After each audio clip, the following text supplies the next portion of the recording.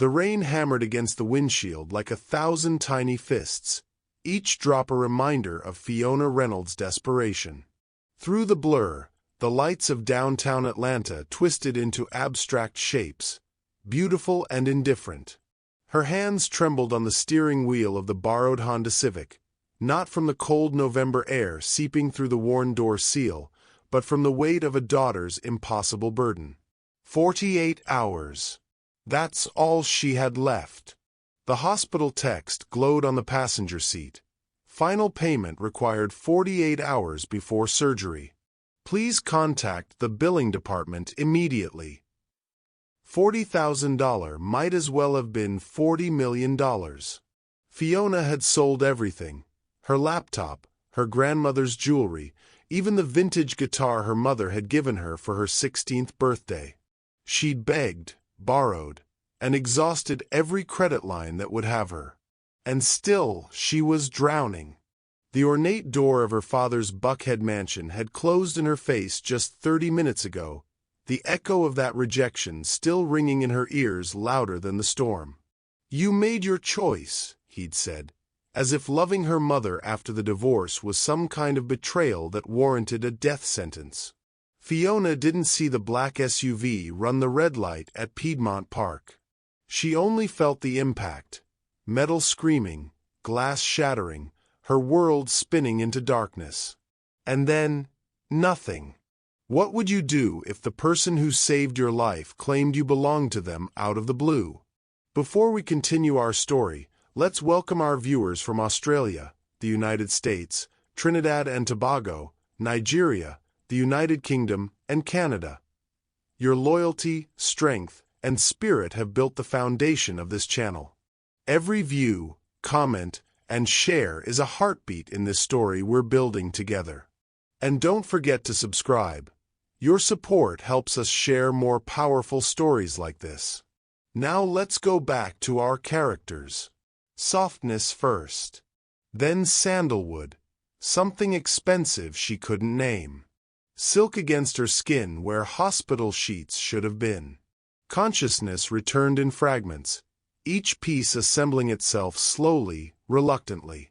Fiona's eyes fluttered open to a ceiling that didn't belong to any world she knew. Creamy white, adorned with subtle crown molding that spoke of old money and quiet taste.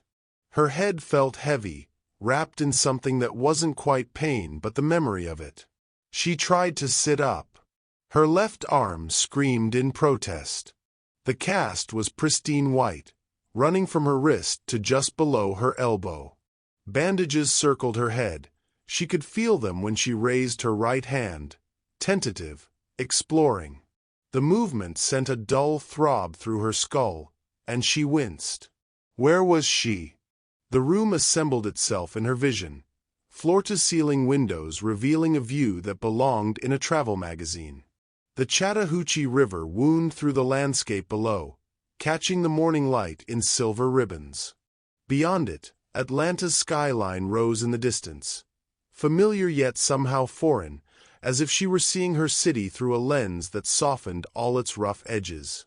The bedroom itself was larger than her entire apartment. Mahogany furniture that looked handcrafted, not store-bought. Art on the walls, real art, the kind with museum plaques and hushed reverence. A sitting area by the windows with chairs that probably cost more than her monthly rent used to be. Used to be. The thought hit her like cold water. The accident. The red light. The black SUV. The moment of impact was felt both instant and eternal.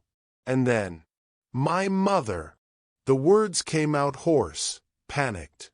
Fiona tried to stand, ignoring the protests from her body. "The surgery. What day is it? How long have I?" "You're awake."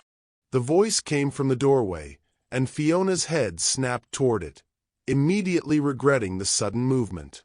A man stood there, tall, wearing a white shirt with the sleeves rolled to his forearms, dark hair slightly tousled as if he'd been running his hands through it. His eyes caught her first, an unusual shade of gray-blue that seemed to shift in the morning light, studying her with an intensity that made her breath catch for reasons she couldn't name. He moved into the room with the kind of confidence that comes from owning everything you touch, but there was something gentle in his approach, careful not to startle her further. "Who are you?" Fiona demanded, her voice stronger now despite the fear coursing through her. "Where am I? I need to get to the hospital. My mother's surgery." "I'm Liam Thornton," he said, his voice deep and somehow reassuring despite her panic. "You're in my home in Sandy Springs. And before you ask anything else, you need to know this. You were in an accident 3 days ago." 3 days. The room tilted. Fiona gripped the edge of the mattress with her good hand. No, that's not. The surgery was supposed to be yesterday. I was on my way to tell her I couldn't, that I didn't have. Your mother had her operation yesterday morning, Liam interrupted, moving closer but stopping a respectful distance away. She's recovering well at Emory University Hospital. The doctors are very optimistic about her prognosis. Fiona stared at him, the words refusing to make sense. Her mother had the surgery.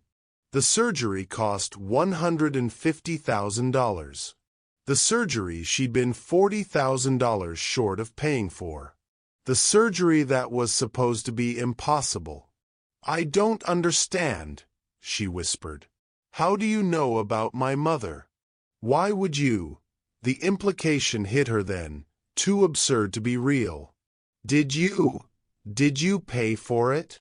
Liam sat down in the chair beside the bed, his movements unhurried, giving her time to process. "The accident happened right in front of my car. I was the first one there. When the paramedics arrived, you were unconscious, but you were holding your phone. The lock screen had a photo of you and your mother. I remember it clearly. You were both smiling, and there was a caption about her surgery date." He paused, his gray-blue eyes holding hers with something that looked like understanding. "When they took you to the hospital, I followed to make sure you were stable. I overheard the nurses discussing your situation, how you'd been trying desperately to raise money for your mother's operation, how the surgery couldn't wait, how you'd already sold everything you had, and it still wasn't enough. So you just, what? Decided to pay for a stranger's medical bills." Fiona couldn't keep the disbelief from her voice, couldn't reconcile this surreal conversation with the reality she'd lived in 3 days ago. A reality where doors slammed in her face and diamond rings glittered with mockery. That's not how the world works. People don't just. "Perhaps not your world," Liam said, and there was no condescension in his tone, just a quiet certainty. "But I've learned that money is simply a tool. I have more than I could spend in several lifetimes. Using it to save someone's life seemed like a worthwhile investment." Investment. The word hung in the air between them, and with it came the weight of debt Fiona could never repay. Her chest tightened. This wasn't charity. It couldn't be just charity. There had to be strings attached, expectations, some kind of price she didn't yet understand. "What do you want from me?" The question came out harder than she intended, sharp with the fear of owing someone something she could never give back. Liam's expression shifted. Surprise, maybe, or something close to hurt. "Nothing. I want nothing from you except to see you recover from the accident I witnessed. The one that could have ended very differently. People don't just give away $150,000 expecting nothing in return." "Then perhaps you've been around the wrong people." The word struck something deep in Fiona's chest, her father's face, cold and indifferent. Clarissa's diamond rings are catching the light. The door is closing. The finality of the family choosing to abandon her when she needed them most. And here was a stranger who had given her everything. Fiona looked down at her cast, at the pristine white plaster that held her broken bones together. Why? Her voice came out smaller now, confused rather than defensive. You don't know me. You don't know anything about me. I know you were willing to do anything to save your mother, Liam said quietly. I know you fought impossible odds right up until the moment that SUV ran the red light. I know you loved someone enough to sell everything, work yourself to exhaustion, and still get up every morning to fight another day. That tells me everything I need to know. Silence settled between them, broken only by the distant sound of birds outside the massive windows. Fiona's mind raced, trying to piece together the fragments. The accident, 3 days unconscious, waking up in luxury that felt like a dream, her mother alive and recovering because of this man's incomprehensible generosity. I dropped out of Georgia Tech 2 years ago, she heard herself saying, though she wasn't sure why she was offering her story. Maybe because he'd given her his truth, or maybe because the weight of the past days needed somewhere to land. When my mother got sick the first time, not the tumor before that. She needed someone to help her, and I was all she had. Liam listened without interrupting, his attention complete. I sold my car to cover her first round of treatments. Took out loans I knew I couldn't repay. Started working double shifts at a coffee shop near campus, telling myself I'd go back to school once she was stable. Fiona's voice caught. Then the divorce happened. My father decided his new wife and her children were more important than the family he'd had for 23 years. He cut us off completely. And when the tumor was discovered 3 months ago, she couldn't finish the sentence. Didn't need to. The conclusion was written in the cast on her arm, in the bandages around her head, in her presence in this impossible room. Your father, Liam said carefully. He refused to help with the surgery? Fiona's laugh came out bitter. I went to his house in Buckhead 2 days before the accident. Stood on his doorstep and begged. His new wife answered, Clarissa, with her perfect nails and her perfect smile. When I explained about my mother, about the surgery, my father told me I'd made my choice when I sided with my mother during the divorce. That he had a new family now, and his resources were allocated accordingly. She met Liam's eyes, expecting pity. But what she saw instead was something closer to anger, controlled but unmistakable. He closed the door in my face, Fiona continued, and I realized that's what family meant to him. A transaction, an allocation of resources. Not all family is built on blood, Liam said quietly. Some of us have to build it ourselves. There was a story in those words, Fiona sensed, something personal that matched the understanding in his eyes. But before she could ask, Liam stood. You must be hungry, and you'll want to call the hospital. Speak with your mother's doctors yourself. The guest wing has everything you need. Clothes in the closet that should fit, bathroom through that door. Take your time. I'll have breakfast sent up, and then, whenever you're ready, I can drive you to Emory to see your mother. He moved toward the door, then paused. And Fiona? The guest wing is yours for as long as you need it. You were injured in an accident I witnessed. The least I can do is ensure you recover safely.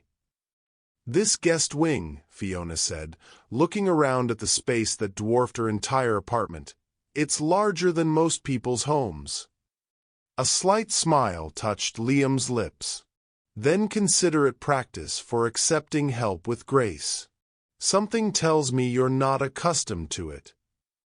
He left before she could respond, his footsteps fading down what must have been a hallway larger than her apartment's living room. Fiona sat in the massive bed, silk sheets pooling around her waist, and tried to reconcile the past 72 hours with any reality she understood. 3 days ago, she'd been drowning, $40,000 short of saving her mother's life, abandoned by her father, driving a borrowed car through traffic that blurred through her tears.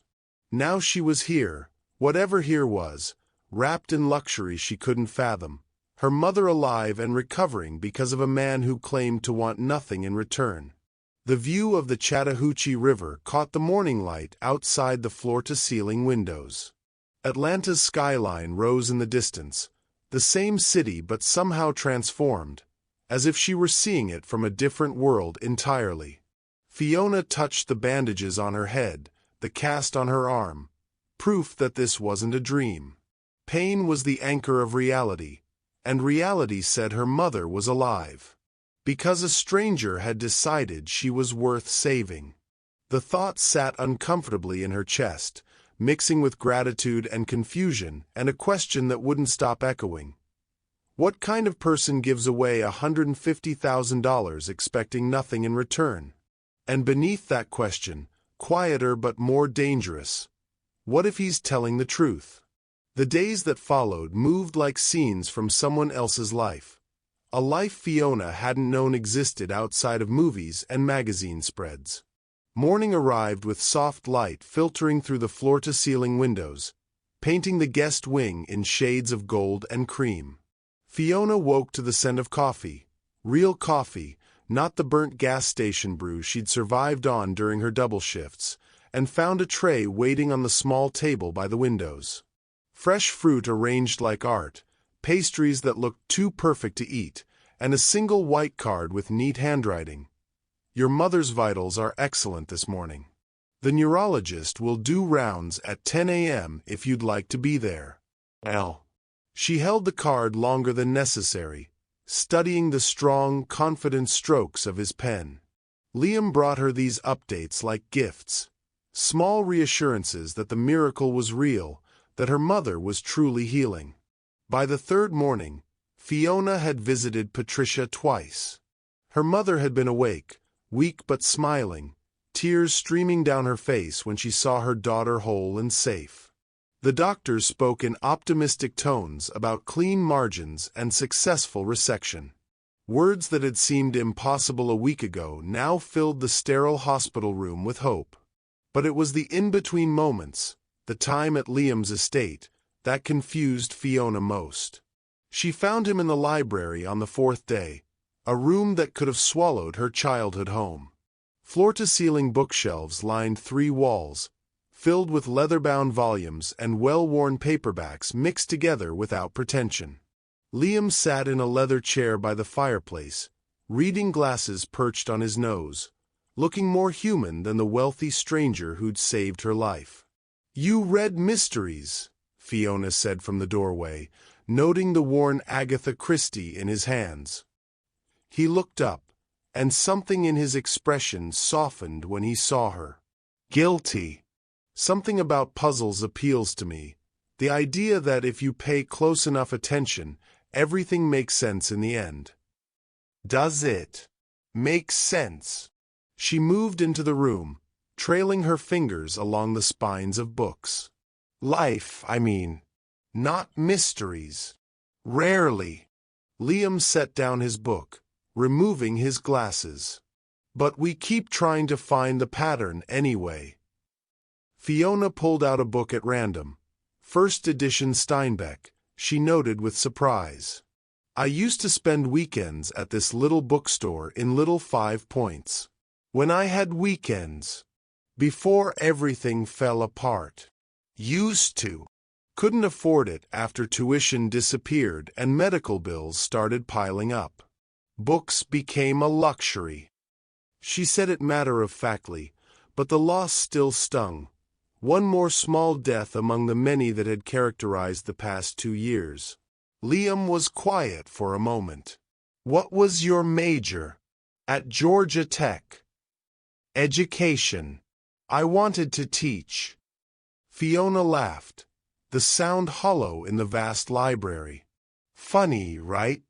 Dreaming about shaping young minds while my own life was collapsing. My advisor said I had real potential, that I could make a difference. Then my mother needed me, and potential doesn't pay medical bills. You gave up your dreams to save her. I didn't give them up. I just postponed them. Indefinitely. Fiona turned to face him, the Steinbeck still in her hands. What about you? What did you dream about before you became? She gestured vaguely at the estate around them. All this. Something shifted in Liam's expression, a crack in the composed exterior she'd seen until now. I dreamed about being free of it, actually. The expectations, the legacy, the weight of a family name that meant more than the person carrying it. That's why you sail. His eyebrows rose. How did you? I saw the photos in the hallway. You on a boat, wind in your hair, looking like you could breathe for the first time. Fiona set the Steinbeck back on the shelf. Everyone has a place where they can breathe. Mine was bookstores. Yours is the water. Lake Lanier, Liam confirmed. It's the only place where being Liam Thornton, CEO of Thornton Capital, doesn't matter. Out there, I'm just a man trying to read the wind and not capsize. Do you capsize often?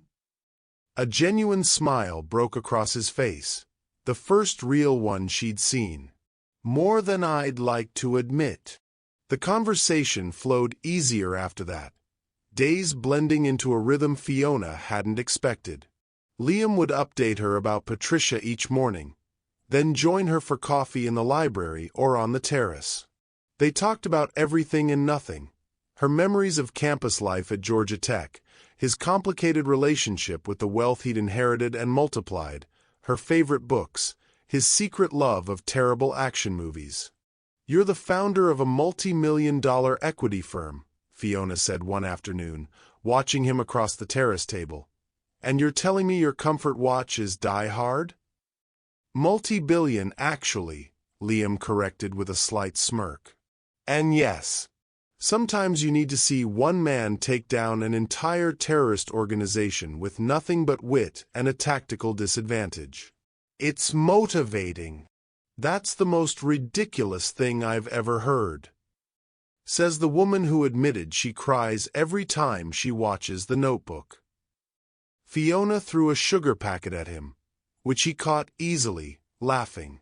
The sound did something strange to her chest, made it feel lighter and heavier all at once. But it was the small gestures that undid her defenses slowly, inevitably.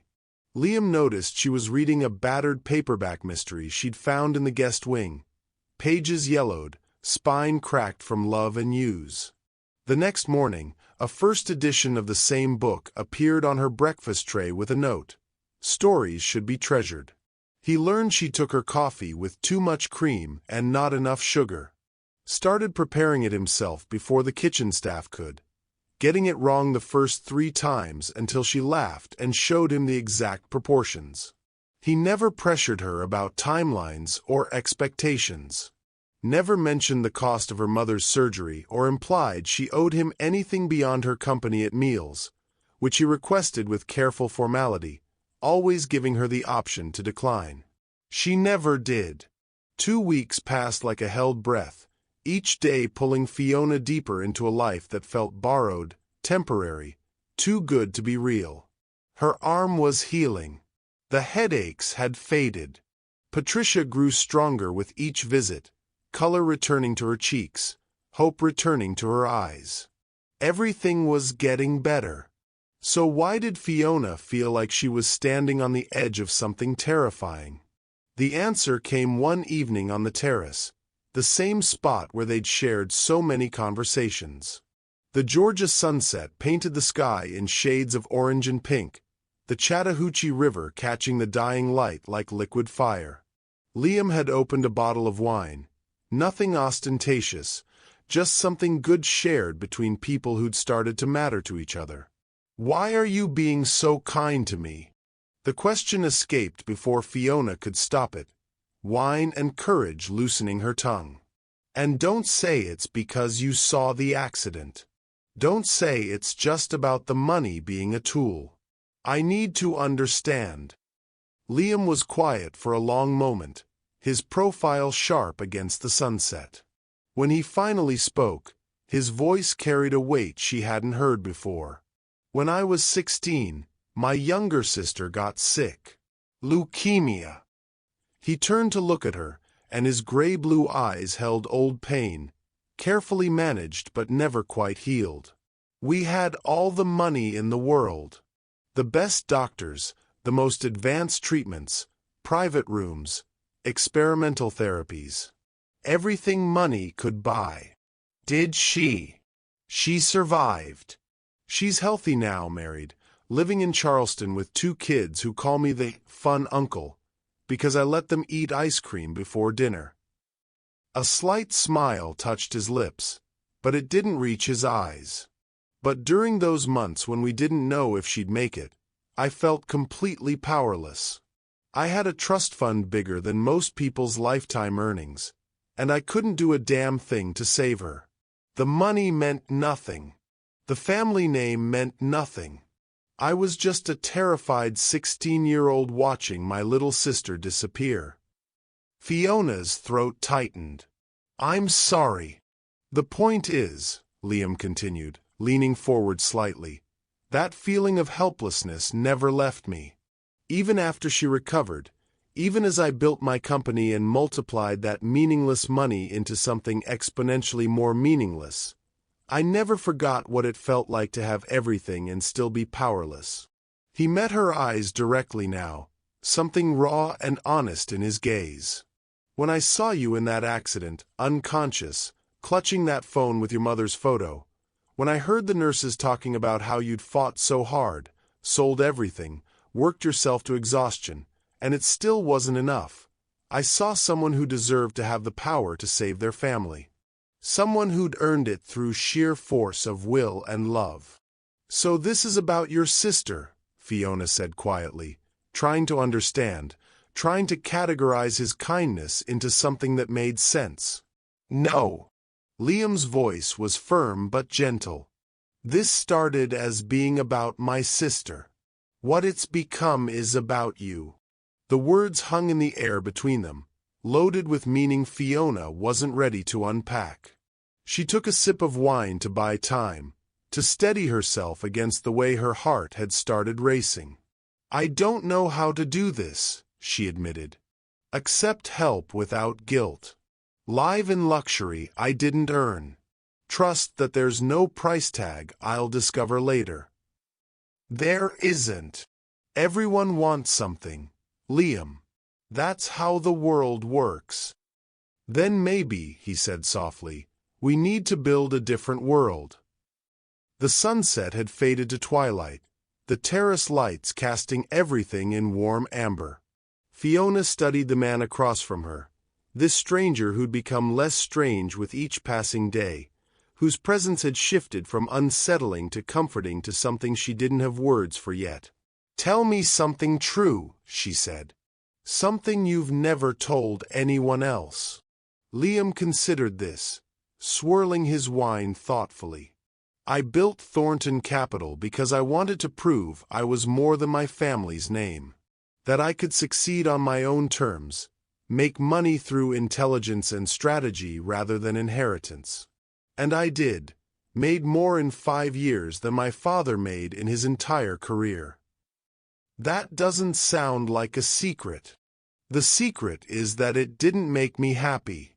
Every acquisition, every successful deal, every time Forbes updated my net worth, it all felt empty.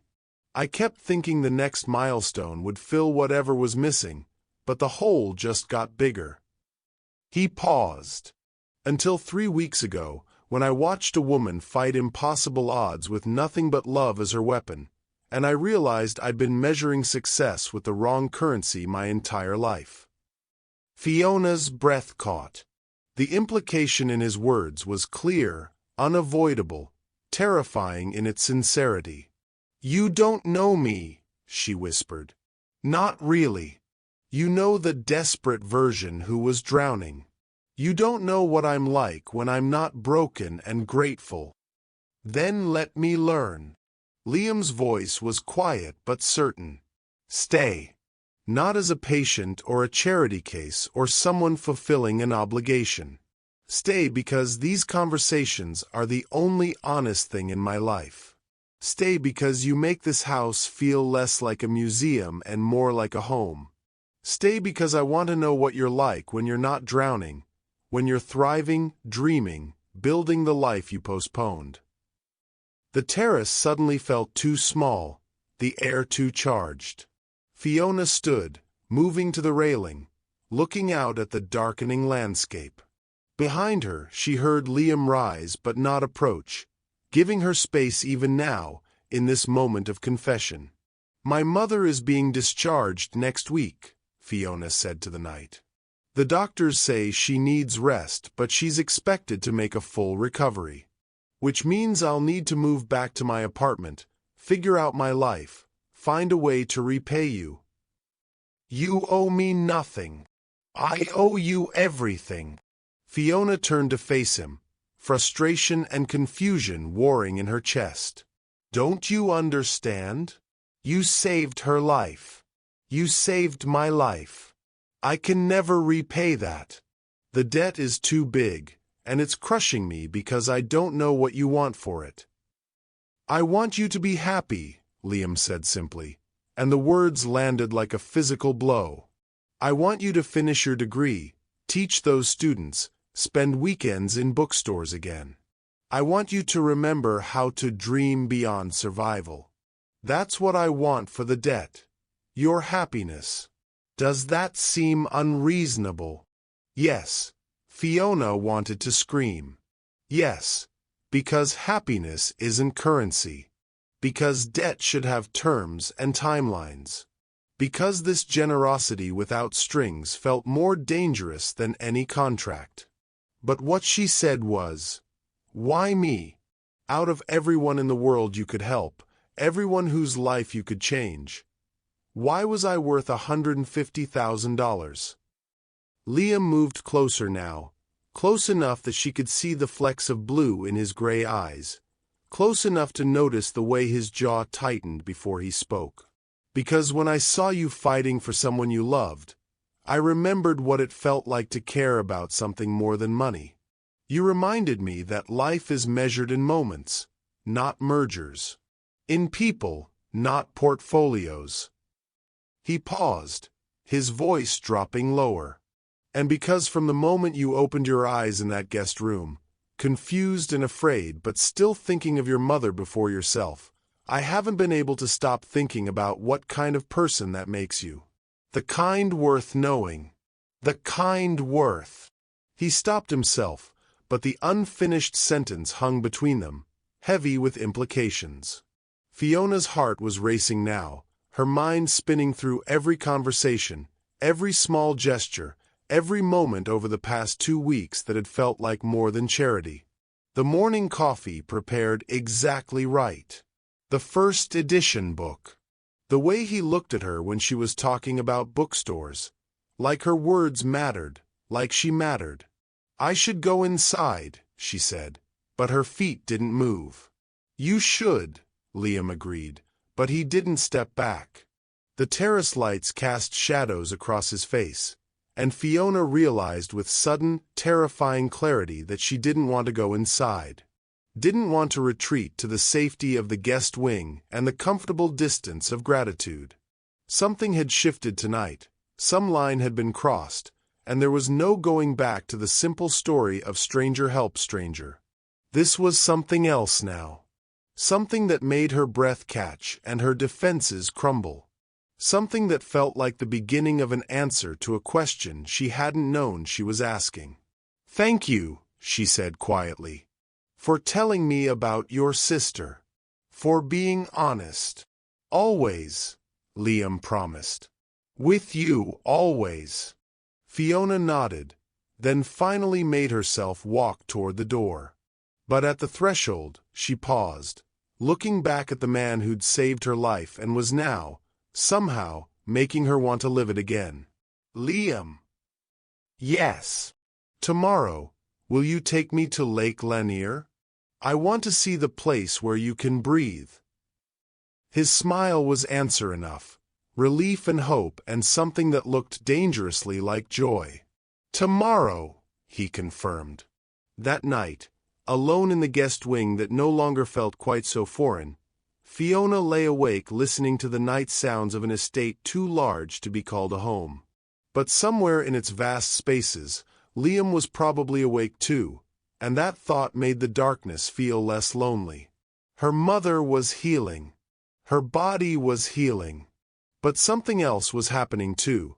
Something she'd thought was dead after years of survival mode and crushing responsibility. Hope. Dangerous, fragile. Impossible hope that maybe the accident hadn't just saved her mother's life. Maybe it had saved hers too. The invitation arrived on embossed cardstock, delivered with her morning coffee 3 days after their conversation on the terrace. St. Regis Atlanta Annual Charity Gala. Black tie. Benefiting pediatric cancer research. Fiona held the invitation like it might burn her fingers. "Liam, I can't." "You can," he said from the doorway, leaning against the frame with that casual confidence she'd come to recognize. He'd been to Lake Lanier with her twice now, teaching her the basics of sailing while she laughed at her own incompetence, and he watched her with an expression that made her forget how to breathe. "And before you say you have nothing to wear, that's already handled. You can't just handle everything. Watch me." The dress appeared that afternoon, hanging in the guest wing closet like a whispered promise. Navy silk that caught the light when she touched it, simple but elegant, the kind of gown that cost more than she used to make in 3 months. A note pinned to the hanger. "The color matches your courage. L." Fiona stood before the mirror the evening of the gala, barely recognizing herself. The dress fit perfectly, skimming her curves without clinging, making her feel like someone who belonged in ballrooms instead of coffee shops. Her cast had come off 2 days ago, leaving her arm pale but free. She'd left her hair down, loose waves falling past her shoulders, and kept her makeup simple. She looked like she could belong in Liam's world. The thought terrified her. "You look beautiful." Liam's voice came from behind her, and when Fiona turned, her breath caught.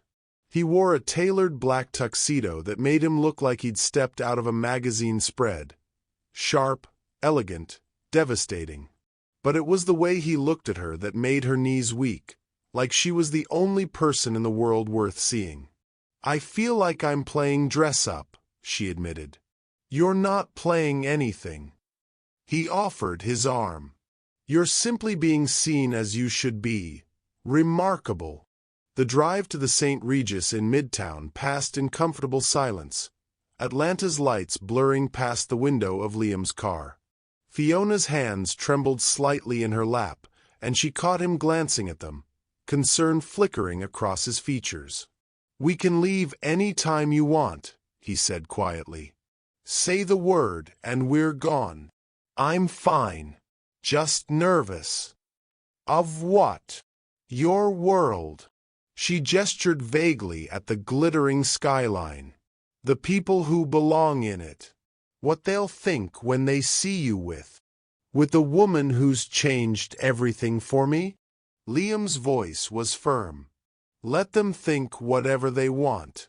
The only opinion that matters is yours."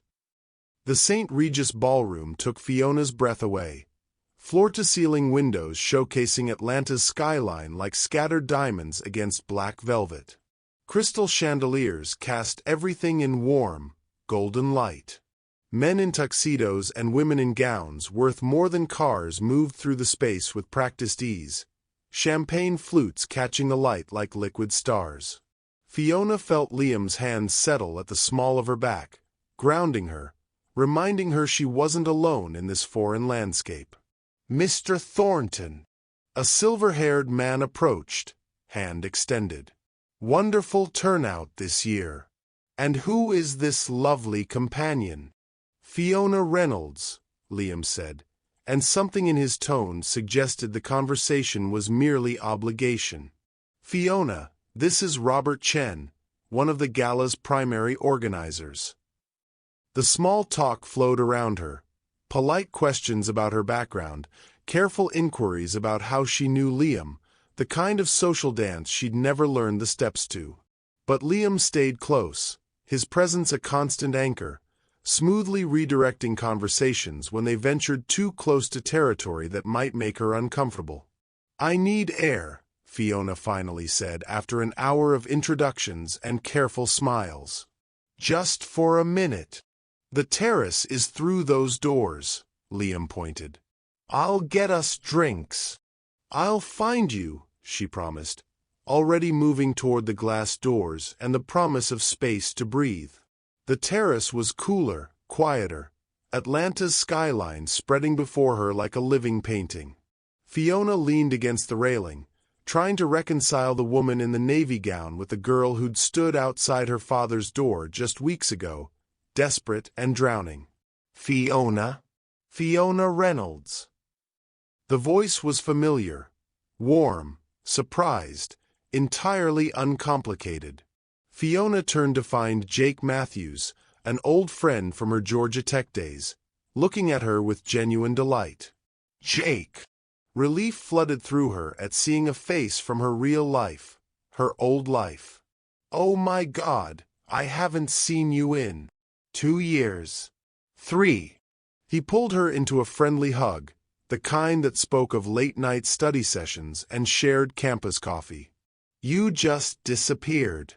I tried calling a few times, but—" "I know. I'm sorry.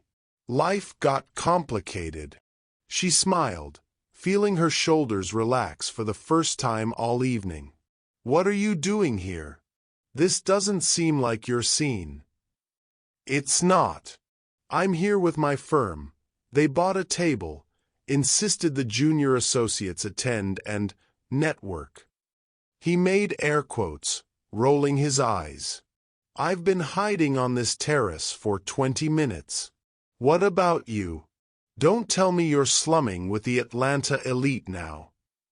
They fell into easy conversation, and Fiona felt herself laughing genuinely for the first time all evening. Jake told stories about their old professors, asked about her mother, carefully avoided mentioning her vanishing act from campus. It was comfortable, familiar, a reminder of who she'd been before everything fell apart. She didn't notice Liam approaching until Jake's eyes shifted past her shoulder, widening slightly. "There you are," Liam's voice came from behind her, and something in his tone made Fiona's spine straighten. Not angry exactly, but carrying an edge she hadn't heard before. "I was looking for you." Fiona turned, and her stomach dropped. Liam stood 3 feet away, 2 champagne flutes in his hands, his jaw tight and his eyes fixed on Jake with an intensity that bordered on territorial. "Liam, this is Jake Matthews. We went to Georgia Tech together. Jake, this is Liam Thornton." She kept her voice light, friendly, pretending she didn't notice the tension radiating from Liam's shoulders. "Jake was just telling me about Professor Morrison's legendary meltdown over someone's thesis defense." "He's only a friend," Fiona said quickly, reading the look in Liam's eyes. Possessive, uncertain, something raw and unguarded she'd never seen from him before. "Right," Jake said, glancing between them with dawning understanding. "I should actually get back inside. My boss is probably wondering where I disappeared to." He gave Fiona a quick smile.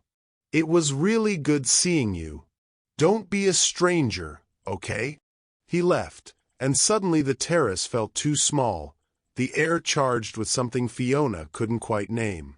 "He's just a friend," she repeated, more firmly this time. "An old classmate. We used to study together.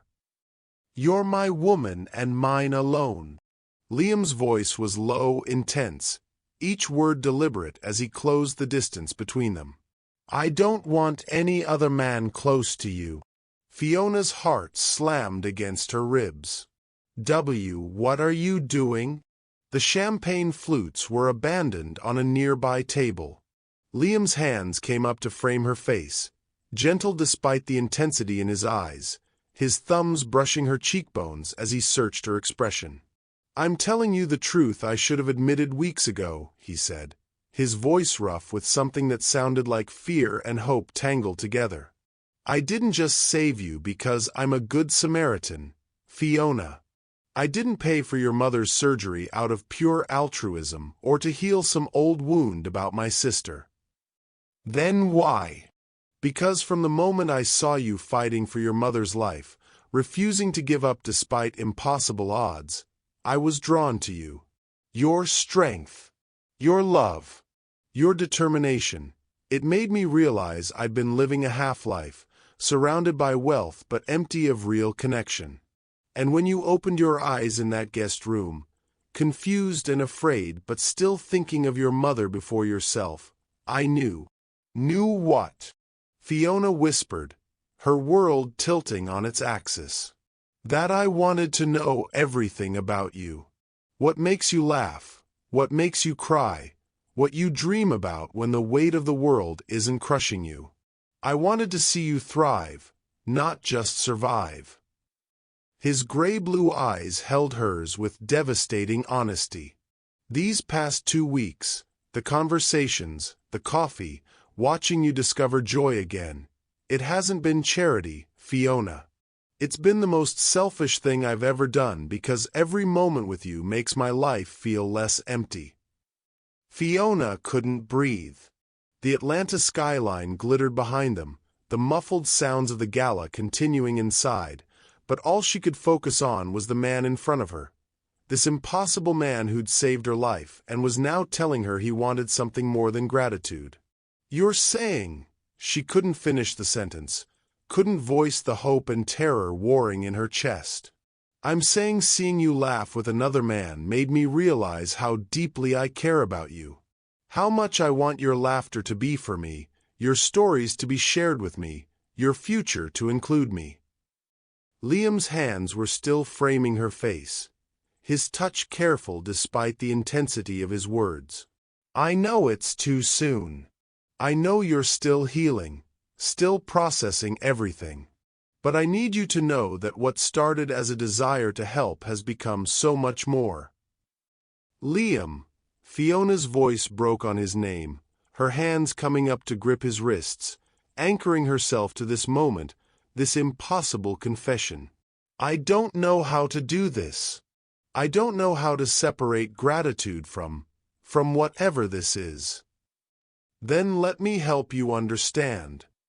He leaned closer, his forehead almost touching hers. "When you talk about bookstores, I'm not thinking about how I saved your mother.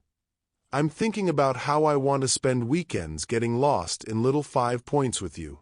When you laugh at my terrible movie taste, I'm not counting the cost of surgery. I'm memorizing that sound because it's the best thing I've heard in years. And when I saw you with that man, smiling at him the way you smile at me, I didn't think about debt or obligation. I thought about how much I want you to be mine." "Yours," Fiona repeated, testing the word. Possession shouldn't sound appealing, shouldn't make her pulse race, but the way Liam said it, like she was precious, chosen, wanted, made her defenses crumble.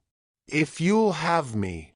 His voice softened, vulnerability bleeding through the intensity. "You don't have to say anything right now. You don't have to feel anything you're not ready to feel. But I needed you to know, before another moment passed, before you could doubt why I look at you the way I do, that this isn't about the accident anymore. This is about you. Just you." The confession hung between them, suspended in the warm Atlanta night. Inside the ballroom, music swelled, people laughed, life continued in its glittering superficial way. But on this terrace, everything had changed.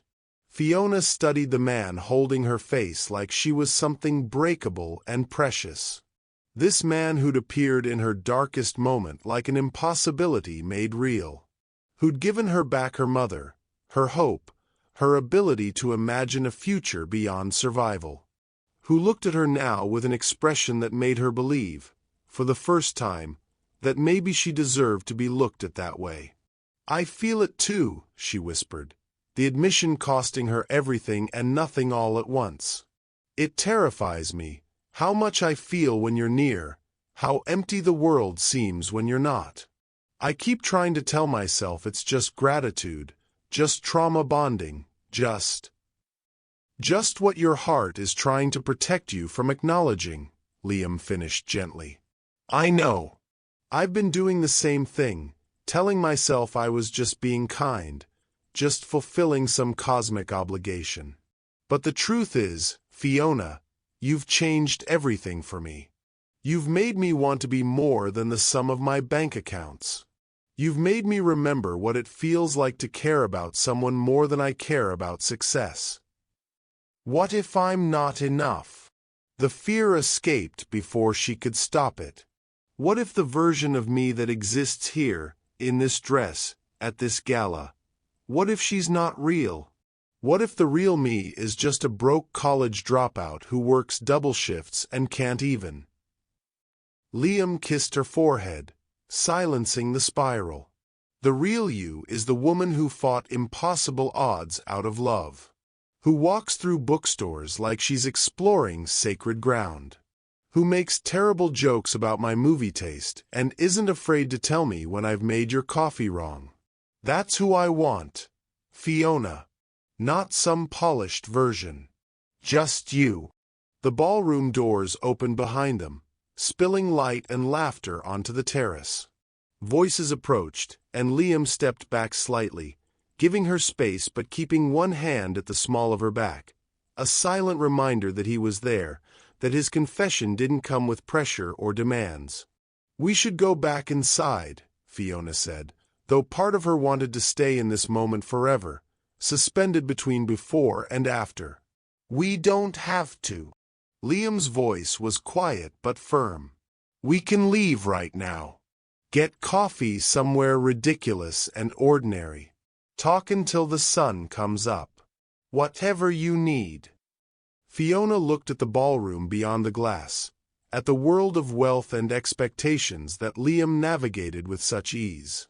Then she looked at him, at the man who'd offered her everything without asking for anything in return, who now wanted only her heart, freely given.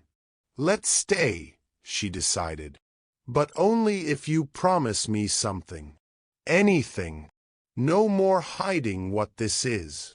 She met his eyes directly, drawing courage from somewhere deep inside, from the part of her that had survived her father's rejection and her mother's illness and her own drowning desperation.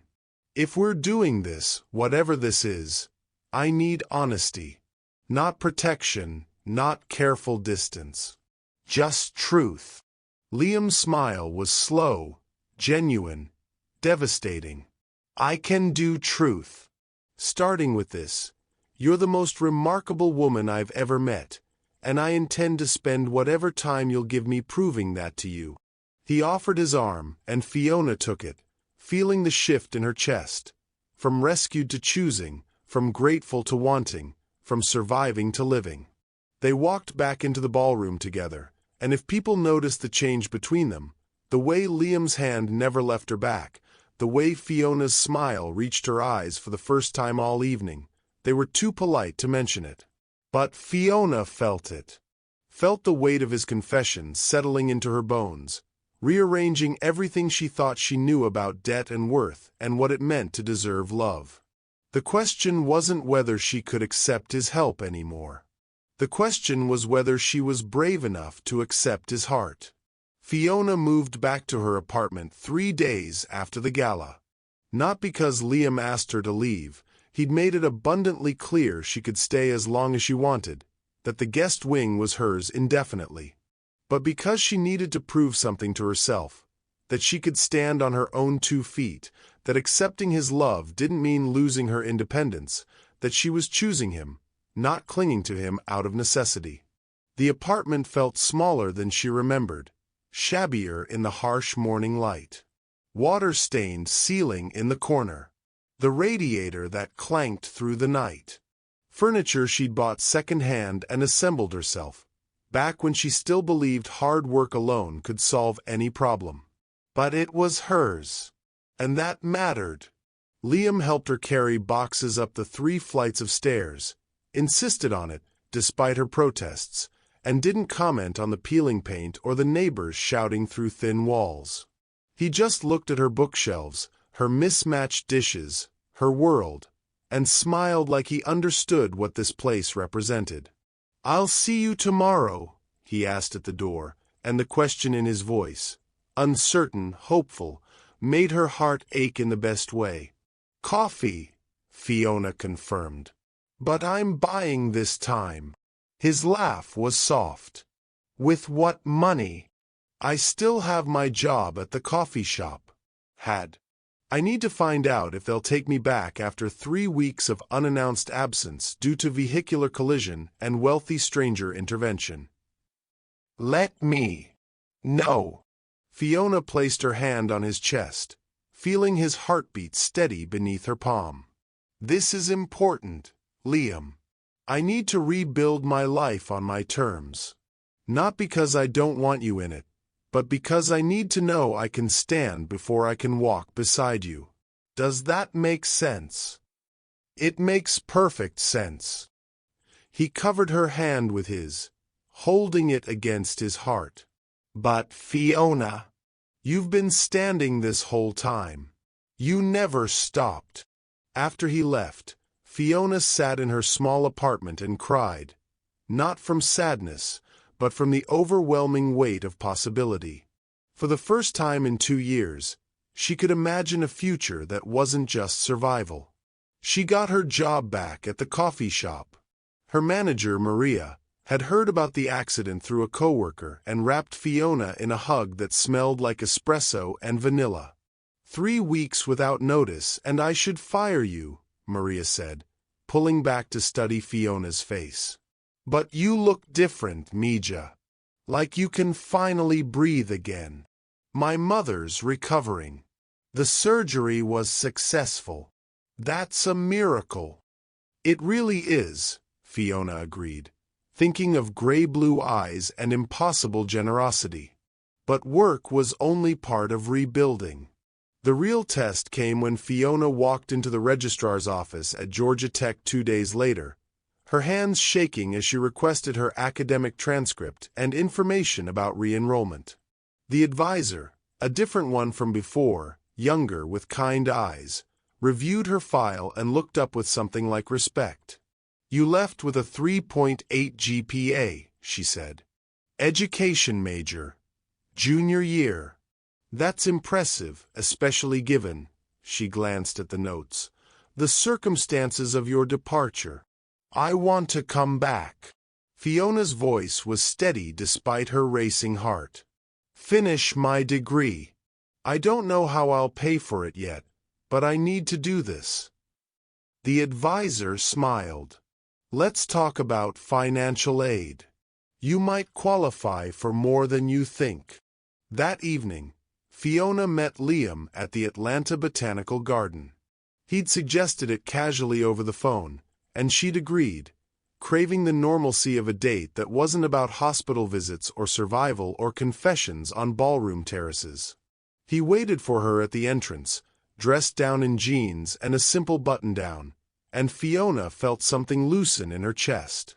This was them without the trappings of wealth, without the weight of debt and gratitude. Just 2 people choosing to spend time together.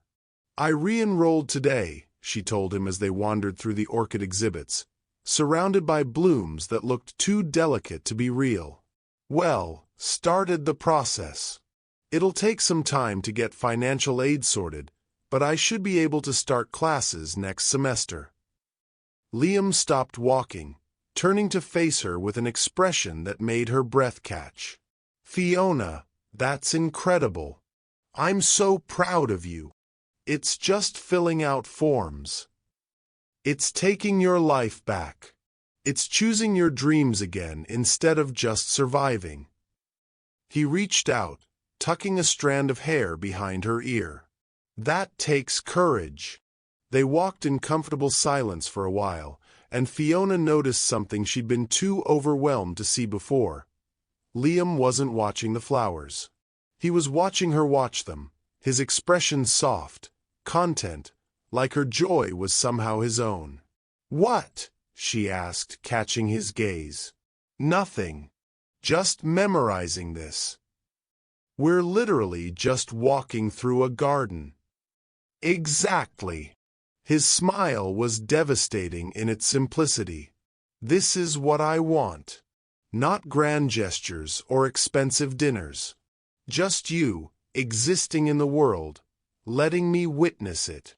Fiona's throat tightened. She reached for his hand, lacing their fingers together, feeling the calluses on his palm from sailing mixed with the smoothness of expensive hand cream. A contradiction like everything about him.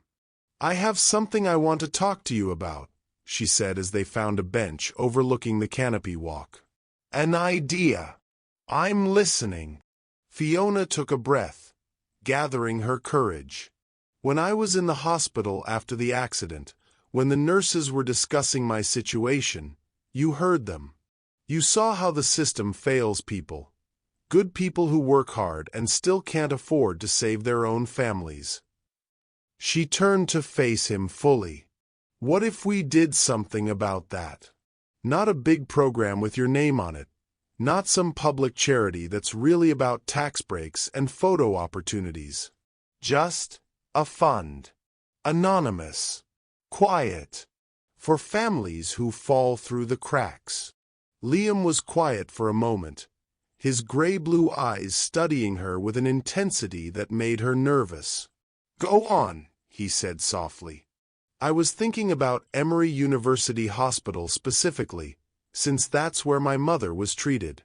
We could set up something through their financial assistance program, a resource that covers costs for families who've exhausted their options, who are fighting impossible battles like I was." The words came faster now, fueled by passion and purpose. Not everyone has a Liam Thornton appear in their darkest moment. But maybe we could be that for them. Quietly, powerfully, without them ever knowing who made it possible. "An anonymous medical fund," Liam repeated, and something in his voice sounded like wonder. "I know it's a lot to ask. It's not asking. It's brilliant." He shifted on the bench, angling toward her. "Fiona, this is exactly what I've been searching for without knowing it. A way to use wealth that actually matters. Not buildings with my name on them or galas where people congratulate themselves for writing checks. Just genuine life-changing help for people who need it most." "Really?" Hope bloomed in Fiona's chest, bright and terrifying. "Really?" Liam took both her hands in his. "But on one condition, you're involved. Not just as the inspiration, but as part of the decision-making. Your experience, your perspective, that's what will make this meaningful. I can provide the money, but you understand what it feels like to be on the other side of that desperation." Fiona nodded, emotion threatening to overwhelm her. "Okay. Yes. Let's do this. Let's change some lives," Liam agreed, and then he kissed her. Soft, certain, like a promise sealed. The weeks that followed felt like learning a new language, one where Fiona's worth wasn't measured in what she could provide or sacrifice, but simply in her existence. They fell into a rhythm that felt both natural and miraculous. Liam would pick her up after her shifts at the coffee shop, and they'd explore Atlanta like tourists in their own city. Virginia Highland coffee shops where they'd sit for hours with shared newspapers and comfortable silence. The High Museum on Sunday afternoons. Little Five Points bookstores where Liam bought her stacks of paperbacks, and she taught him that sometimes the worn, loved copies were more valuable than first editions. "This one's falling apart," Liam observed, holding up a mystery novel with a cracked spine and dog-eared pages. "Exactly." Someone loved it enough to read it until it broke. That's a story beyond the story. Fiona took it from him, running her fingers over the worn cover. Every crease is a memory. Every stain is someone staying up too late because they couldn't put it down. You can't buy that kind of history. So we're buying people's memories now? We're honoring them. She added the book to their growing pile. There's a difference. Lake Lanier became their sanctuary. Liam taught her to sail with infinite patience, laughing when she got the terminology wrong, steadying her when the boat tilted unexpectedly, never making her feel incompetent despite her obvious lack of skill. "I'm terrible at this," Fiona said after nearly capsizing them for the third time. "You're learning. There's a difference." Liam adjusted the sail, his movements confident and sure. "Besides, I like that you're terrible at something. Makes you more human." "As opposed to?" "The impossible woman who survived everything life threw at her and still came out fighting." He looked at her across the small sailboat, wind catching his hair, sun reflecting off the water behind him. "Sometimes I forget you're real. I'm extremely real. And extremely bad at sailing." "Perfect," Liam said, and meant it. Patricia came home from the hospital 6 weeks after her surgery, and Fiona had never seen her mother look so healthy, so vital, so alive. The cancer was gone, clean margins, the kind of prognosis that felt like winning the lottery. "I want to meet him," Patricia said the day after returning home, settling into her small apartment with a cup of tea. "This Liam Thornton who saved both our lives." "Mom, you don't have to." "Fiona Maria Reynolds, I want to meet the man who gave me back my daughter and my future. That's not negotiable." So Liam came for dinner, awkward and endearing in the small space, clearly trying to fit his tall frame into furniture designed for smaller people, bringing flowers and wine and an unexpected gift. A first edition of Patricia's favorite novel from 30 years ago. "How did you?" Patricia's eyes filled with tears as she held the book like something sacred. "Fiona mentioned you used to read it to her when she was young. That you'd had a copy but lost it in the divorce." Liam shifted, uncomfortable with the gratitude in Patricia's gaze. It seemed like something worth recovering. Patricia set down the book and pulled Liam into a hug that made him stiffen briefly before melting into it. "You saved her," Patricia said, voice thick with emotion. "You saved both of us." "Your daughter is the strongest person I've ever met," Liam replied, his eyes finding Fiona's across the small living room. "I just gave her a fighting chance. She did the rest." After dinner, while Liam helped with dishes despite Patricia's protests, Fiona's mother pulled her aside in the narrow hallway. "He looks at you like you hung the moon," Patricia whispered. "Mom!" "No. Listen. I've lived long enough to know the difference between gratitude and love. That man isn't with you because he feels obligated.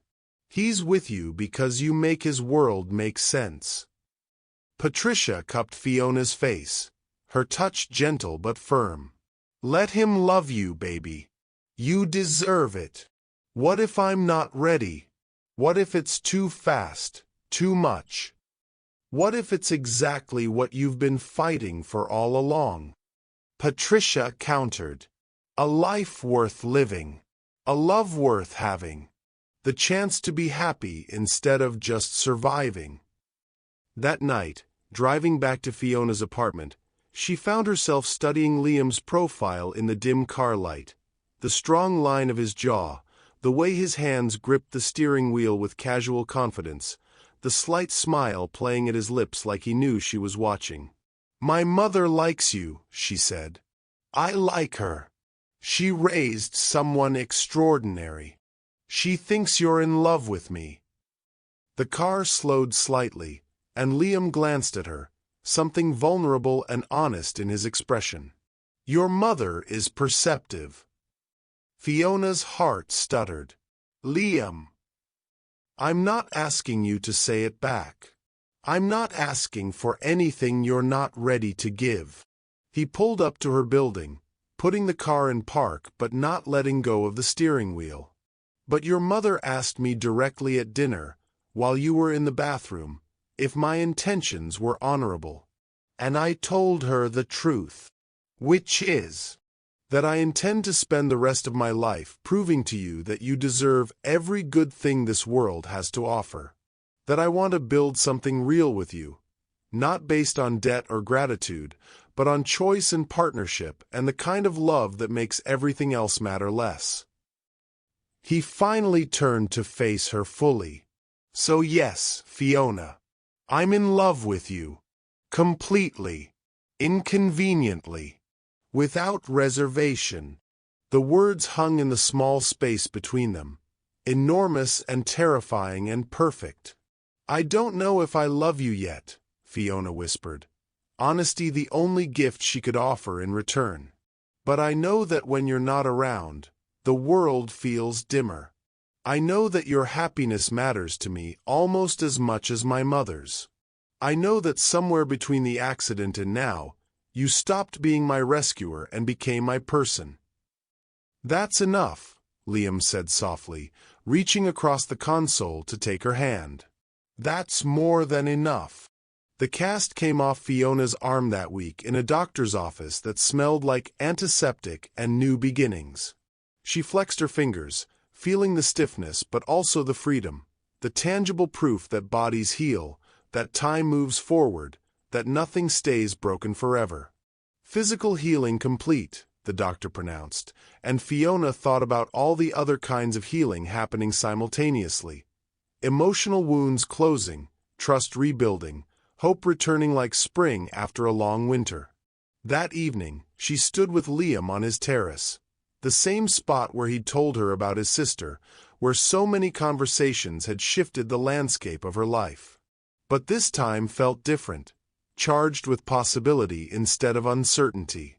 The medical fund is set up, Liam said, handing her a folder of documents. Anonymous. Just like you wanted.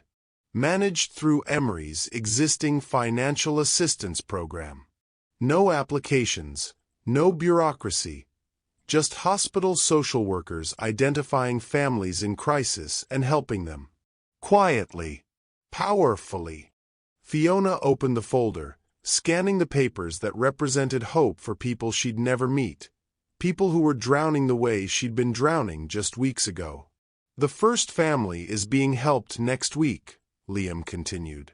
Single father, daughter with a heart condition.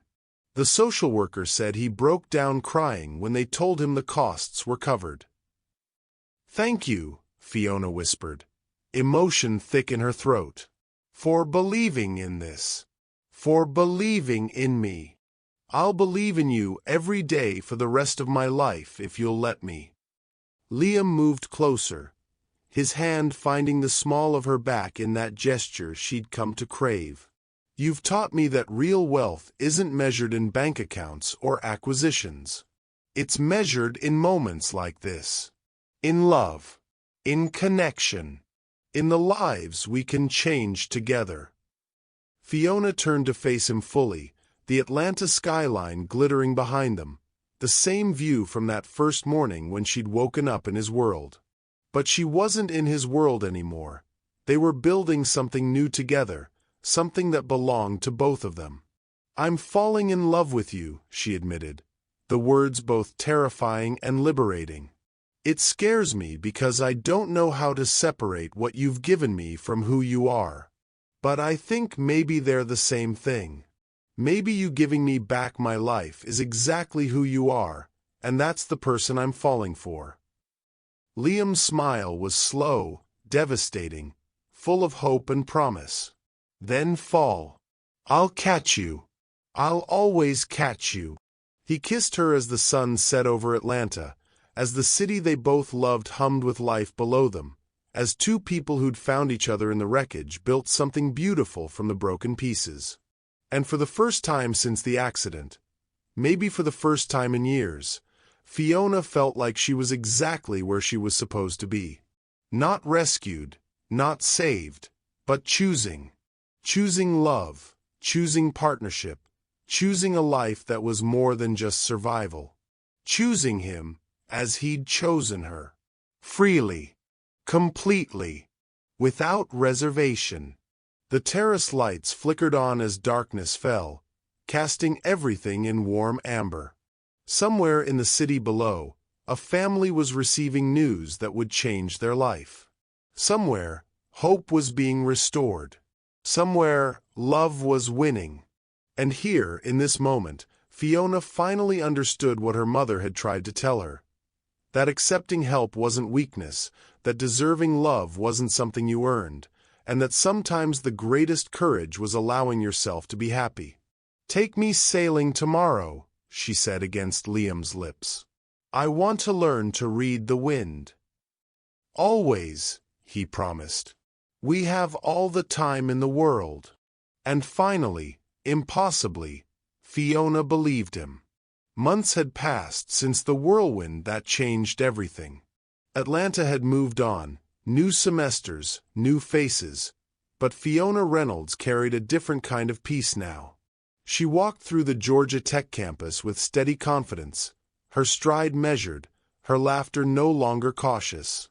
Her mother, Patricia, had recovered fully and now volunteered part-time at a local clinic.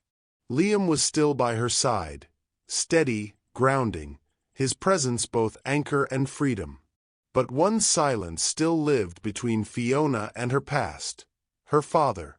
It arrived one Thursday afternoon, a cream envelope with his familiar, slanted handwriting. She recognized it before she even touched it. David Reynolds, embossed on the top, no return address. Her hands trembled slightly as she opened it. Inside, a neatly folded letter written in his careful, calculated tone. "Fiona, I heard about your involvement with the Thornton family. I understand you and Liam are close. Clarissa and I thought it would be appropriate to reconnect, given the circumstances. Hope to hear from you. Dad." It wasn't an apology. It was an invitation laced with pride, a performance on paper. Fiona sat at her desk, the letter burning in her hand. Her mother found her later that evening, staring at it like a wound reopened. "He wants to reconnect," Fiona murmured. "Now that I'm finally standing on my own." Patricia's expression softened, but she said nothing. She knew this wasn't her battle. That night, Fiona told Liam about the letter. He listened quietly, thumb brushing over her knuckles as she spoke. "I don't know what he wants from me," she said. "He made it clear I wasn't worth his time when I needed him most." Liam didn't answer immediately. Instead, he asked gently, "What do you need, Fi?" "For closure." She frowned. "Closure." "Forgiveness isn't for him," Liam said. "It's for you. It's how you stop letting him own the space inside you." The words lingered. 2 days later, Fiona sent a short reply. "I'll meet you. Piedmont Park. Sunday, noon." It was the same park where her accident had nearly taken her life, the same intersection that had rewritten her story. Maybe this was where it needed to end too. Sunday arrived golden and crisp, autumn in Atlanta at its gentlest. Trees shed amber leaves that caught the sunlight like fire. Fiona arrived early, her breath misting in the cool air. She wore simple jeans, a gray coat, and her mother's scarf. No armor, just honesty.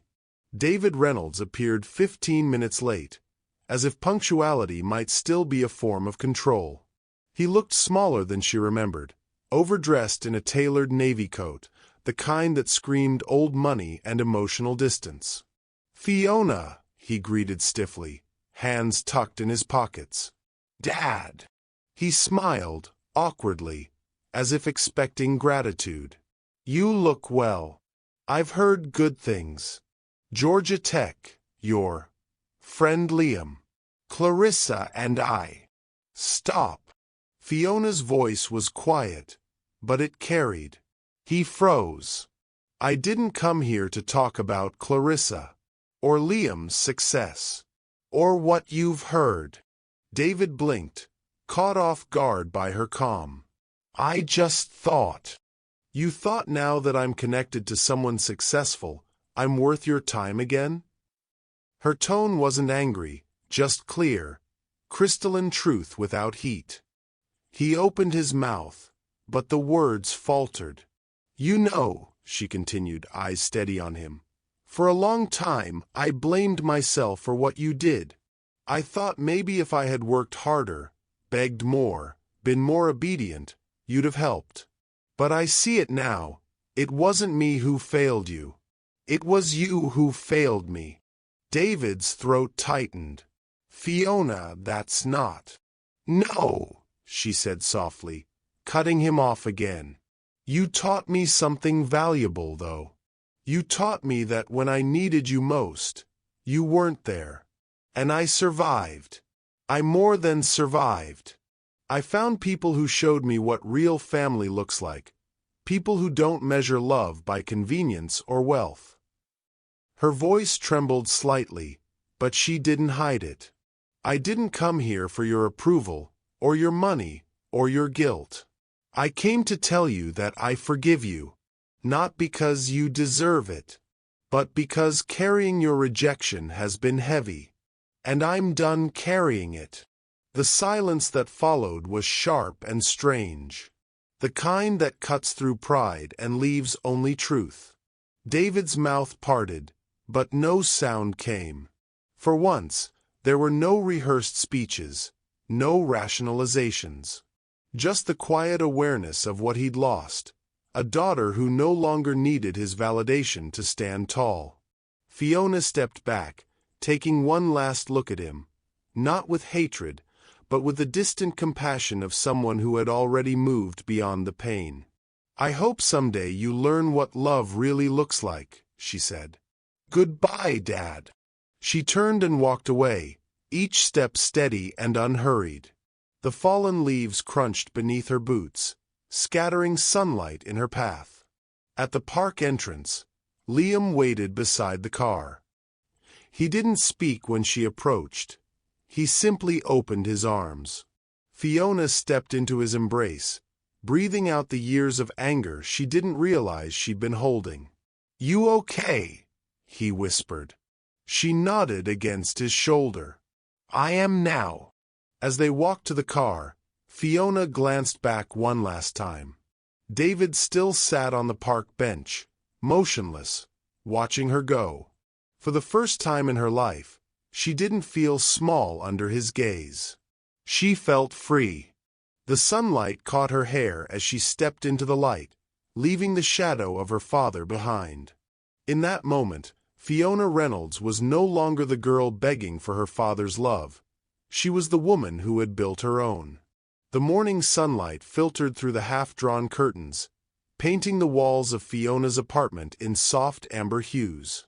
The city outside was already awake, a low hum of traffic, a dog barking in the distance, the smell of roasted coffee drifting from the cafe below. Fiona tied her hair into a loose knot, glancing over her shoulder as Liam leaned against the doorway, a faint smile tugging at his lips. You're smiling like you're hiding something, she said, narrowing her eyes playfully. He shrugged, slipping his hands into his jacket pockets. Maybe I am. 1 year. Liam. You're not getting out of telling me where we're going. I hate surprises. He grinned, unbothered. That's a lie. You love surprises, as long as you think you're in control of them. Fiona rolled her eyes but laughed, surrendering. Fine. But if this involves another investor gala or charity banquet. It doesn't.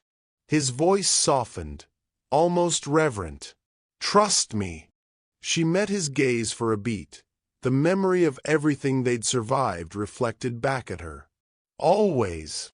They drove in silence for a while, the city unfolding in gold and gray through the windshield. Fiona traced patterns on the fogged window, trying to guess where they were headed. When the familiar stone archway came into view, her heart stuttered. Emory University Hospital. Her fingers tightened on her seatbelt. Liam, why here? He reached across, resting a calming hand over hers. Just wait. You'll see. They parked in a private lot and walked toward a new section of the hospital, a gleaming glass addition that shimmered in the morning light. Fiona's pulse quickened with unease.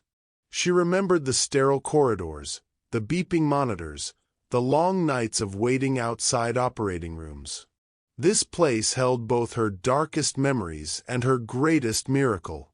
Liam guided her toward the main entrance of the new wing. Inside, the air smelled faintly of fresh paint and coffee. Nurses passed with quiet efficiency, their voices low and kind. A ribbon had been cut recently. Remnants of celebration still hung in the air. Then she saw it. A bronze plaque mounted beside the reception desk. Elegant lettering glinted under the lights. The Reynolds Family Medical Assistance Fund. Dedicated to families facing medical hardship. Established 2026. Fiona stopped walking. Her breath caught somewhere between disbelief and awe. Liam, what is this? He smiled softly, eyes full of the kind of warmth that made her knees weak. It's what you inspired. She blinked. You put my name on a hospital wing? Not just yours, he said gently. Your mother's too. Patricia Reynolds, the woman who fought impossible odds and refused to give up. Her eyes darted between him and the plaque, her throat tightening. You did this? He shook his head. We did this. You just didn't know it yet. He led her through the new corridor. The space was bright, welcoming. Walls painted in calming colors, soft light spilling through tall windows. Offices lined one side, each labeled with simple, purposeful titles. Family counseling, financial aid support, resource coordination. This is what it does, Liam explained, guiding her through. Families come here when the bills become too much, when they've tried everything and are out of options. We have a team that helps them navigate insurance, emergency grants, hospital debt. Real help, not bureaucracy. Fiona ran her fingers over the frosted glass door of one office. Inside, a young social worker sat across from a middle-aged man in worn clothes. A little girl, maybe 6 or 7, sat on the floor beside him, coloring quietly. The father's voice trembled as he spoke. The worker nodded gently, offering papers, explaining something. Fiona didn't need to hear the words. She knew the feeling in that man's shoulders, the weight of helplessness pressed against hope. That was me, she whispered. 1 year ago, that was me. Liam nodded. That's exactly why this exists. They stepped into a lounge area overlooking the hospital courtyard. Fiona stared through the glass, tears threatening. This isn't just money, she murmured. This is meaning. He turned toward her. You once told me you didn't want anyone to see you as a charity case. I never did. I saw someone brave enough to keep fighting when the world told her to give up. You taught me that wealth without purpose is just emptiness dressed up in gold. She looked up at him, eyes shimmering. Liam. You asked me once why I saved you, he said quietly. The truth is, you saved me. I was drowning in numbers and profit margins. You made me remember what it means to live. He reached into his jacket, not for a ring, but for a folded piece of paper. He handed it to her. She unfolded it, A proposal document bearing her name. Director, the Reynolds Family Medical Assistance Fund. Liam's voice was steady, sincere. This isn't my gift to you. It's our shared mission. You can run it however you want, or let it stay behind the scenes. But everyone who's helped here will know it began with a woman who refused to let hardship define her. Fiona stared at the paper, then at him. The air between them was heavy with unspoken love. You didn't have to do this, she said softly. I wanted to. He hesitated, eyes searching hers.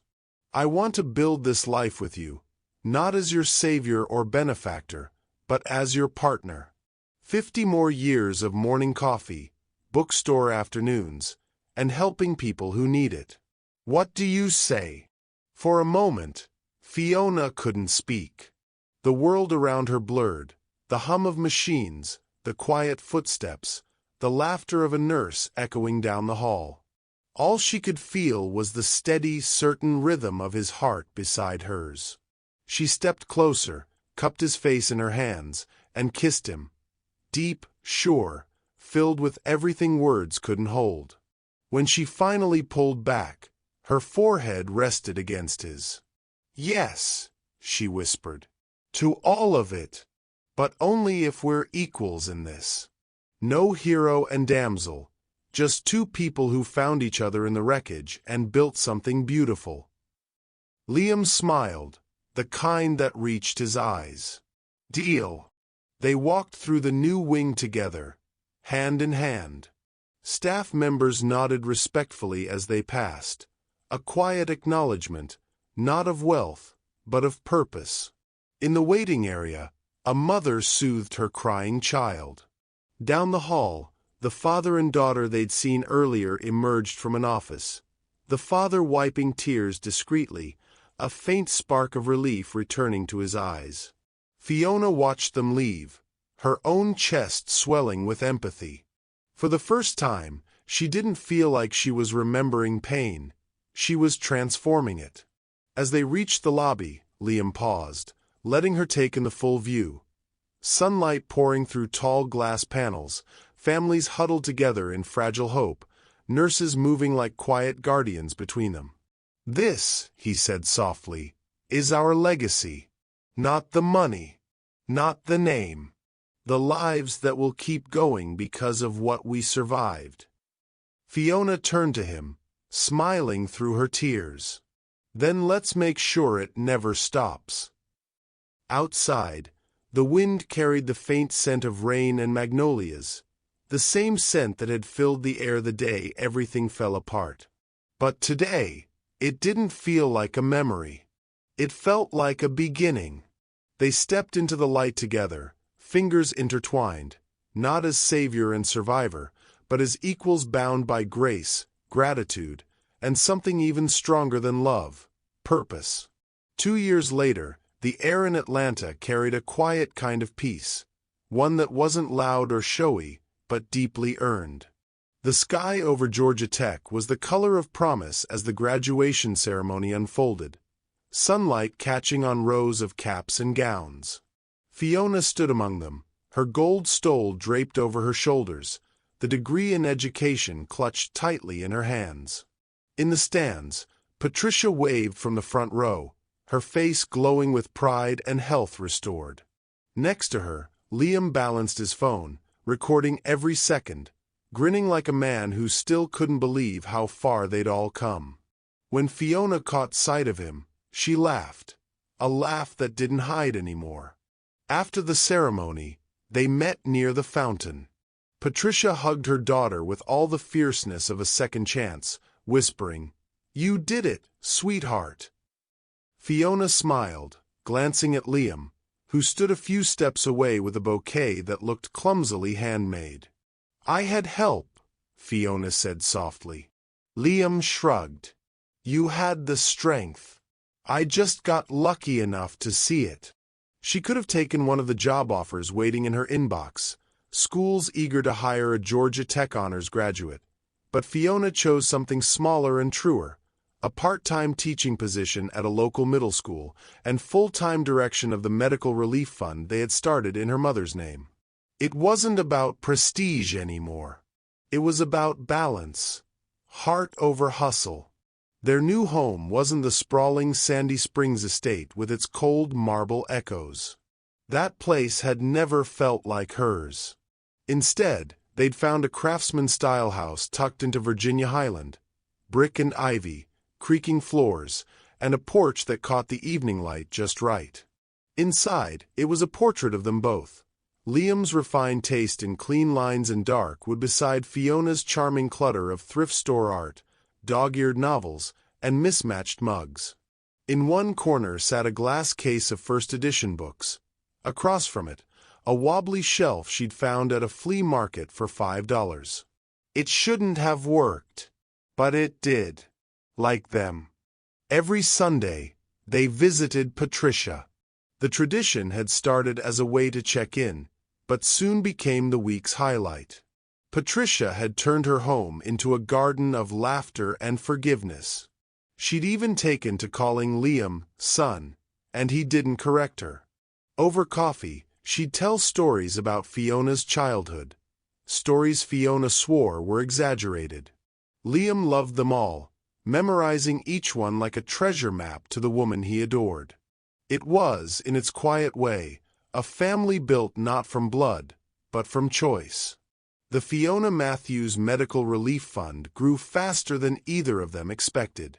2 years in, the impact was staggering. 127 families helped, over $4.2 million in medical debt erased, and countless lives changed. Every week, letters arrived, some typed, some handwritten, all deeply personal. Thank you notes from strangers who were no longer strangers. Fiona kept every one of them in a simple wooden box, the words, "Why We Fight," etched across the lid in her handwriting.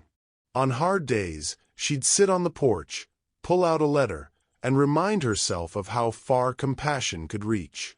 One humid summer evening, they drove up to Lake Lanier, the same waters where Liam had first tried to teach her to sail. She still couldn't get the hang of it. Every tack and turn seemed to go the wrong way, but it didn't matter. Her laughter filled the air, echoing across the water as the sun sank low and gold over the rippling waves. As they drifted, Liam leaned back, one hand on the tiller, the other reaching for hers. "You know," he began, "I used to measure success in dollars, in acquisitions, in market dominance.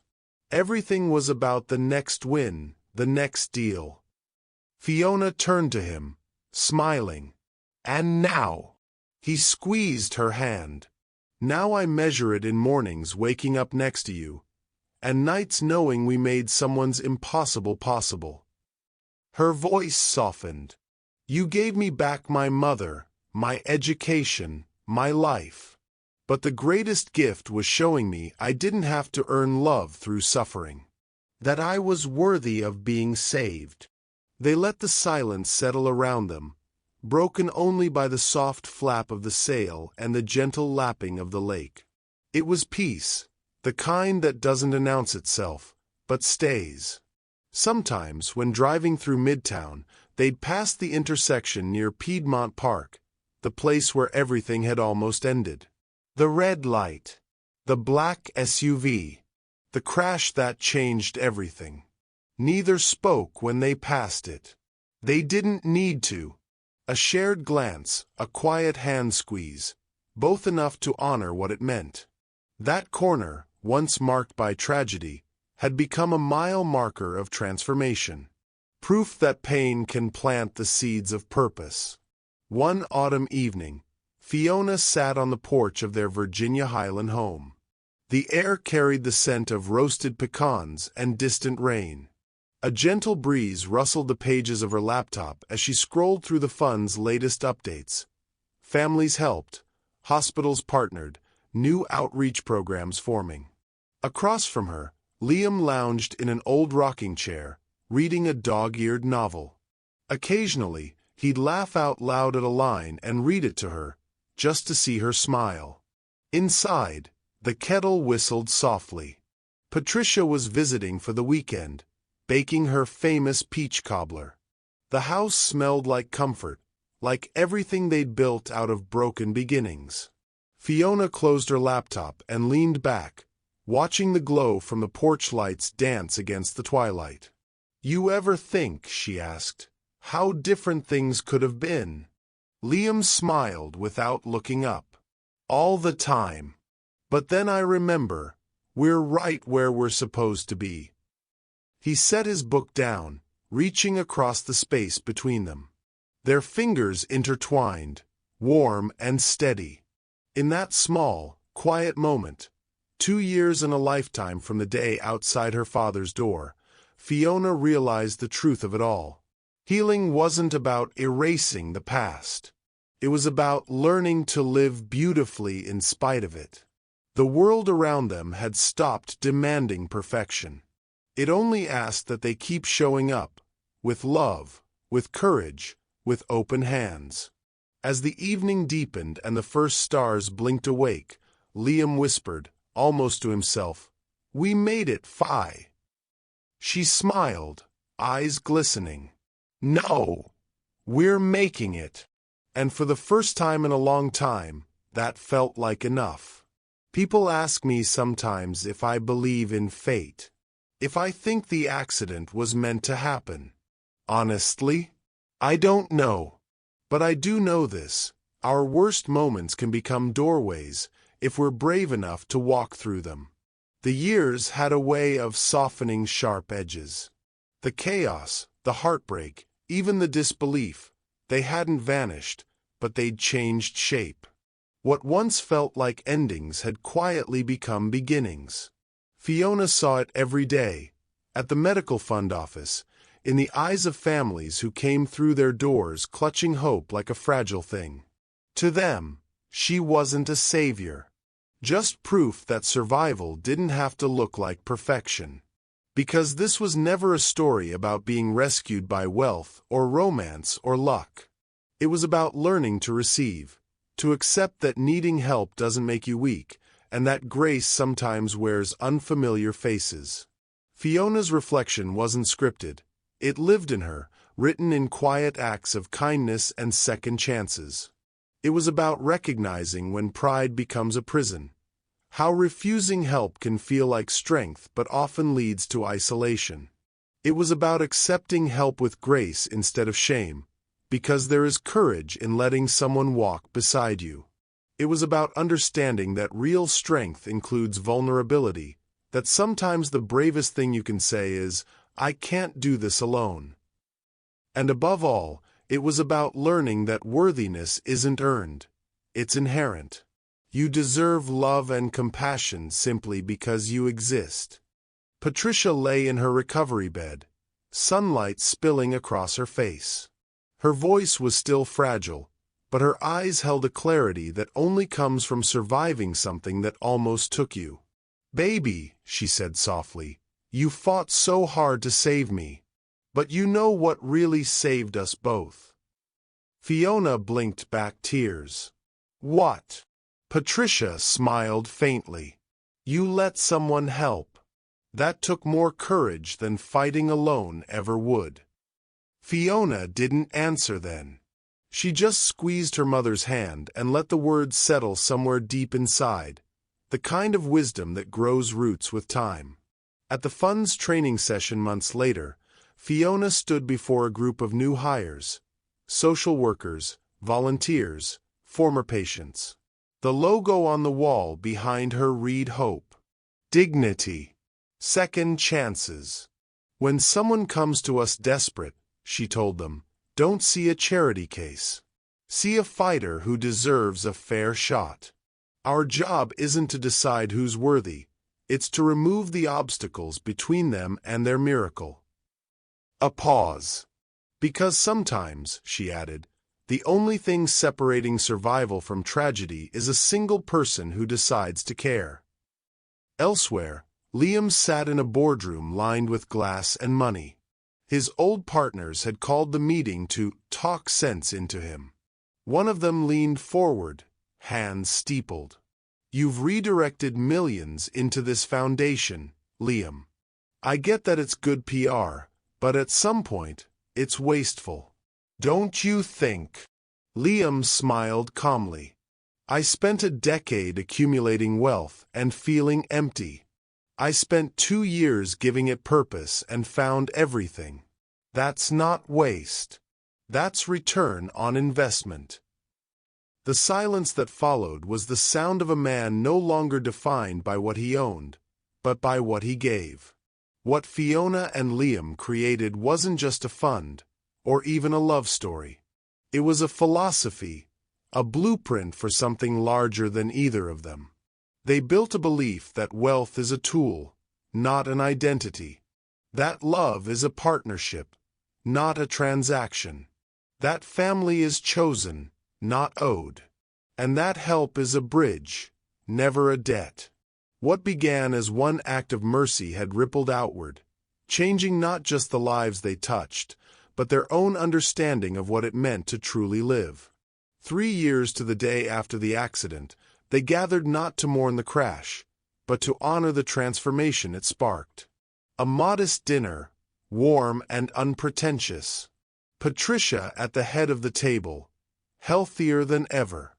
Liam's sister beside Fiona, laughing like an old friend. Around them sat staff from the fund, and a few families they'd helped. People who were no longer strangers but threads in the same tapestry. When the time came for a toast, Patricia stood slowly, her voice trembling just enough to draw everyone closer. "To my daughter," she began, eyes shining, "who taught me that sometimes when you fall, angels catch you.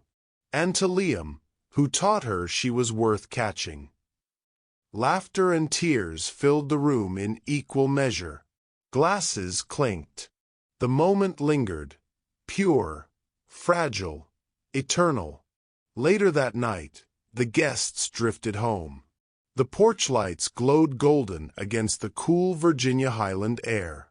Fiona and Liam sat side by side on the steps, wrapped in a blanket, watching the city hum with life. Down the street, people hurried past, faces lit by phone screens, chasing their own hopes, carrying unseen battles. Fiona watched them, heart full of quiet understanding. She wondered how many were standing one heartbeat away from their own transformation. How many just needed someone to believe in them the way Liam once believed in her. She turned to him. He didn't speak, didn't need to. He just reached for her hand. Their fingers intertwined, steady, certain, real. The camera pulled back, rising slowly. The porch light glowed against the soft dusk, laughter from inside spilling into the night.